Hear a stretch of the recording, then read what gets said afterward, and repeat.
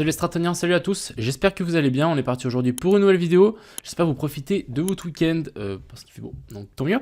On va analyser bien évidemment le BTC, l'Ethereum, le BNB comme d'hab, on va aller voir l'indice dollar, aussi le SP500, le DOT parce que j'ai pris un short dessus, le CRV, le APT aussi qu'on avait short hier, pour les gens qui l'ont pris, donc là je suis sur la mauvaise charte, bref, on avait pris un short ici, donc ça c'est plutôt une bonne chose, et puis on ira voir les liquidations, on ira voir Twitter, on ira voir aussi les commentaires sur YouTube, parce que je sais pas qu'est-ce qu'il y a, mais il y a beaucoup de gens qui étaient là, bande de rageux, donc pour le moment ça se passe plutôt bien, et puis on ira voir aussi un petit coup le copy trading.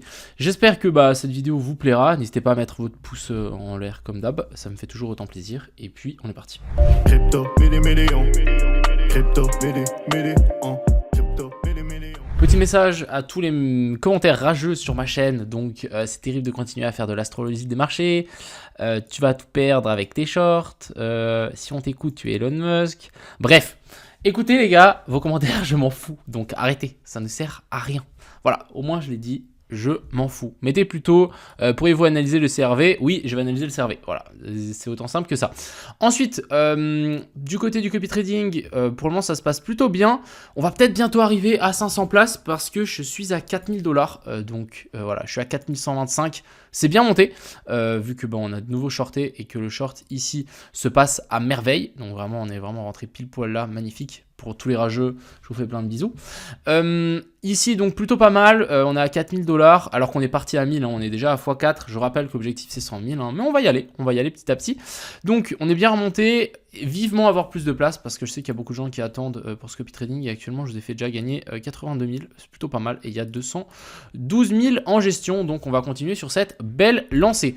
Du côté des liquidités sur Kingfisher, toujours les liquidités au sud, un petit peu au nord. Mais voilà, ça n'a pas changé. On en a toujours un petit peu plus au sud qu'au nord, mais bon, c'est vraiment, j'ai même pas envie d'en parler parce que c'est trop petit en fait, ça va pas nous accentuer le marché plus que ça. Du côté de Twitter, je crois que j'avais rien à partager, peut-être ici si j'ai enregistré 2-3 trucs, mais juste on va checker ensemble. Non, je crois qu'on avait rien, ouais, on avait ce genre de move, hein, vraiment, pour moi c'était un joli range, avec ici, pourquoi pas une target, une touchette sur ces hauts là, pour ensuite venir chercher plus bas. C'est exactement ce qu'on a tradé, donc le haut du range qui était ici. Donc ça c'était magnifique, haut du range, on est venu pile poil s'appuyer dessus, on a mis un stop loss assez large pour être sûr de ne pas être pris si on avait une grosse mèche, c'est exactement ce qu'on a eu.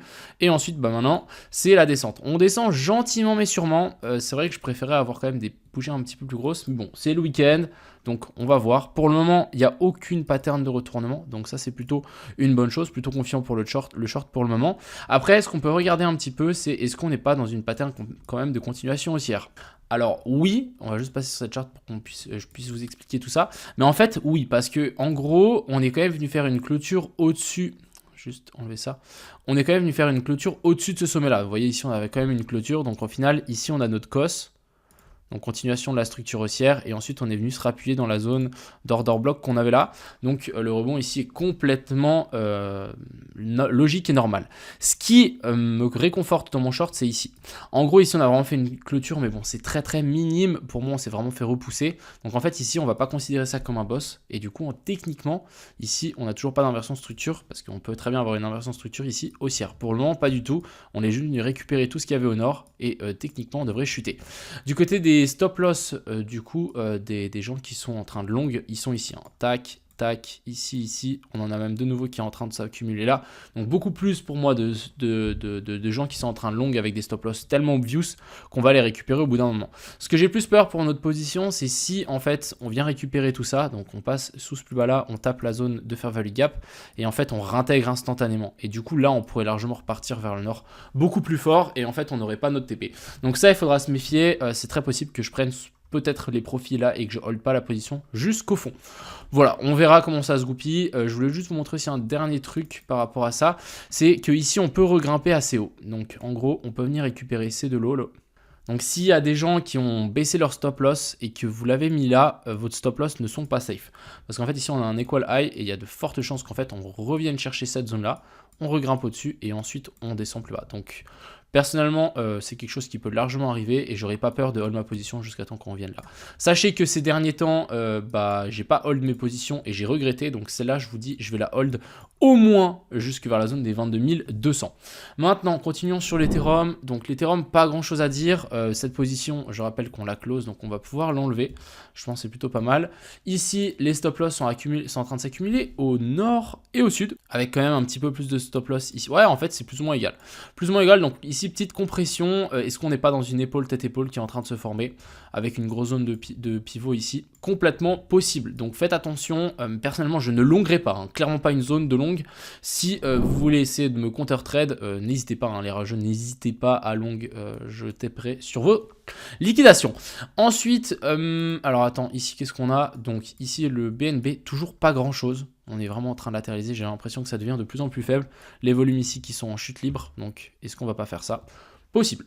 Mais bon, là c'est un peu du poker, moi je verrais soit ça, tout simplement, donc de toute façon à une baisse. Parlons de l'indice du dollar. Donc l'indice dollar, pour moi, on est toujours dans ce petit biseau. On est venu taper le haut. Donc je pense que ça va pas tarder à s'extirper vers le haut. Donc je rappelle, hein, si l'indice du dollar pump, ça veut dire que le dollar prend en valeur. Et vu qu'on regarde notre BTC contre le dollar, il y a de fortes chances que notre dollar perde de la valeur contre... non, notre Bitcoin perde de la valeur contre le dollar, excusez-moi. Et du côté du SP500, on a fait une petite touchette. Donc ici, on s'est fait un petit peu repousser. Est-ce qu'on serait pas dans un potentiel top? Personnellement, je ne pense pas. Je pense qu'on peut toujours grimper. Donc faut faire attention que le Bitcoin peut aussi toujours grimper.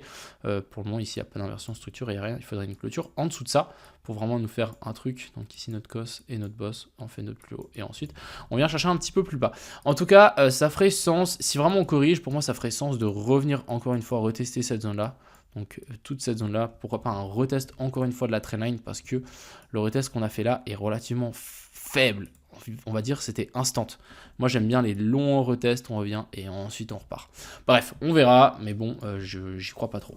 On va continuer avec le DOT. Donc le DOT, petite position que j'ai entre guillemets, j'ai pris l'idée à quelqu'un parce qu'il avait une super charte et je me suis dit ok, ça me parle, je l'ai directement pris. Donc en gros, il nous a maintenu que ici en fait on avait notre zone d'accumulation, manipulation. Ensuite on est venu réintégrer donc le haut et là extension vers le bas. Complètement cool, donc ça je me suis dit ok, là on a un potentiel, on a quelque chose. Moi après j'ai fait l'analyse à ma façon. En gros ici on a un equal low, donc on a une poche de liquidité, on a une zone d'order block qui n'a pas été touchée après qu'on est venu confirmer et de continuation de la structure haussière. Donc là on a notre cos, pourquoi pas faire un retour dans la zone d'order block pour continuer à pousser vers le haut, parce qu'ici on est toujours haussier finalement. Et là c'est vraiment un trade contre tendance, hein. C'est ça qu'il faut bien le comprendre, c'est qu'on est haussier mais on short le retracement de la structure qui est haussière. Et en gros, ici, on avait aussi une petite zone d'équal high, magnifique. On est juste venu récupérer la liquidité juste au-dessus et ensuite, on s'inverse. Donc là, on a pris un petit short sur le copy trading. Ça se passe plutôt bien pour le moment. Donc, on va juste patienter. C'est un ratio de 3.5. J'ai mis pour une perte de 100 balles. Je voulais pas mettre trop pour éviter de perdre de l'argent bêtement, mais pour le moment ça se passe plutôt bien. Ensuite le CRV qui m'a été demandé, donc on va checker ça, merci pour ton commentaire d'ailleurs. Alors en gros le CRV il est assez intéressant parce qu'on est revenu chercher une grosse zone de POI, donc si on dézoome un petit peu c'était la grosse zone ici, donc pour le moment ça a l'air de tenir, magnifique. On a eu une petite, ici notre cos, hop, et notre boss, donc ça n'a pas été validé, mais bon, ça a quand même tenu. Vous voyez qu'on est revenu chercher la zone de fair value gap qu'on avait là. Je vais vous tirer une ligne pour que ce soit plus clair. Mais en gros, ici, on avait une zone de fair value gap. On est revenu la chercher pour ensuite pousser. Super. Donc là, on a quelque chose de très bien. Et ensuite, ici, qu'est-ce qu'on est venu faire? Clôture au-dessus de ça. Donc là, on a bel et bien notre boss. Inversion de la structure. Donc on était bel et bien baissier ici. On inverse cette structure, donc maintenant ce qu'on peut s'attendre c'est un potentiel retour. Je verrais bien un retour, pourquoi pas tester cette zone, parce qu'en fait c'est quand même une zone clé. On a aussi fait support ici, résistance, revenir chercher cette zone. Alors cette zone, on parle de la zone des 0,75 centimes. On va tirer aussi un Fibo pour voir où on se situe sous la zone des 0,5, on a une petite zone de fair value gap, ça ferait sens. On peut même descendre encore un petit peu plus bas, mais bon, j'ai des doutes par rapport à ça. Et encore une fois, c'est pas le moment pour moi de long. Ici, on le revoit avec le CRV. Même si on a une pattern qui est plus ou moins haussière, ici, on voit qu'on commence à être un petit peu plus faible. Ici, on est venu refaire un nouveau plus bas, on est venu le récupérer. Pas de clôture, donc ici, on n'a toujours pas d'inversion structure. On peut continuer à grimper, mais personnellement, j'essaierai pas de long alors qu'on est sur des anciens sommets. On peut se retourner à n'importe quel moment. Surtout, moi, c'est le BTC qui me fait plus ou moins flipper. On peut largement nous faire un truc comme ceci. Boum, ou genre bien plus bas, ou vraiment beaucoup plus bas. Donc, faites attention, mais j'éviterai de long, en tout cas, maintenant. Voilà un petit peu ce que j'avais à dire. Ouais, je crois que c'est un petit peu tout.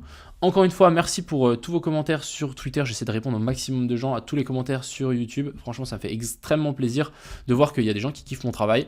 Et puis voilà quoi, moi je vais continuer à donner le maximum de moi. Et objectif déjà 5000 balles sur le copy trading. Et ensuite, on passe à la vitesse supérieure, objectif 10 000. Et puis après, il manquera plus qu'un x10 pour arriver à 100 000. Et le défi sera complete. Donc vivement. Enfin bref, je vous souhaite à tous une excellente après-midi, fin d'après-midi. Et puis, c'était Cryptomillion. Ciao.